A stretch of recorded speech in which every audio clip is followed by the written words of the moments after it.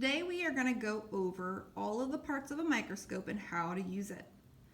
The first piece that you need to know is the part that you're going to look through with your eye, and that is called the eyepiece. The eyepiece at the top here is connected to this black tube here, and that's called the body tube. On the back side of the microscope, this area is called the arm, and the bottom is called the base. Whenever you're carrying the microscope, you are always going to support the microscope by carrying it with one hand on the arm, and then your other hand and arm will be supporting or cradling the base portion of the microscope. The objective lenses, which are going to control the magnification level, are going to be found on this rotating piece called the nose. The nose is the portion that moves the lenses around. There are three different lenses. You have low power, you have the medium power, and you have the high power lens. And you can use different ones depending on how close you would like to view your specimen. Underneath the lenses, this is where you're going to find the stage, and then the slide is resting on the stage. The slide is being supported by these stage clips. You can move the slide around by adjusting these stage knobs that are found at the bottom and the back side of the stage. And these are going to move the slide either from front to back, or it will also move them left to right. The other important knobs on the microscope are found at the bottom of the arm, close to the base. We have the big coarse adjustment knob and the smaller fine adjustment knob. You are only going to use the coarse adjustment knob when you are first starting to focus on your specimen on low power. So my microscope is set to low power. I have my slide centered. I am then going to make sure I'm using the big knob to raise the stage all the way up.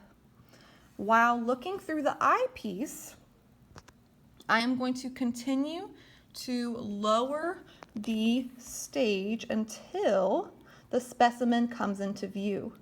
Once I can see it pretty clear, I can use the fine adjustment knob to make any little changes to make sure that the image is crystal clear.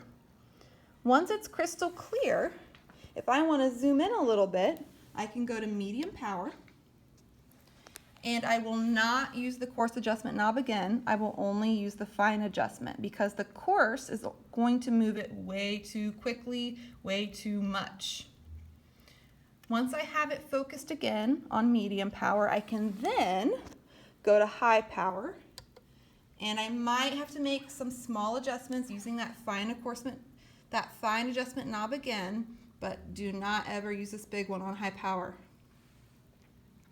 Once it's focused and I am done viewing my specimen, in order to clean up, I'm going to put the low power back on, and I can take off the slide by opening up the stage clips, and I can put that away.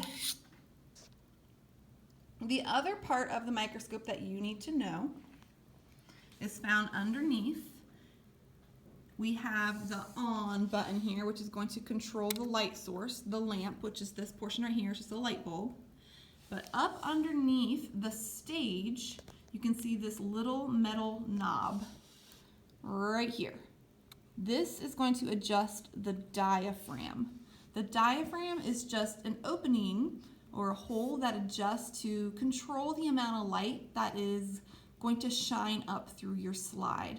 So depending on what you're looking at, you might want to really open this up wide so a lot of light shines through, or you can close it up so not as much light shines through, and that just depends on what you're looking at and the color of the specimen.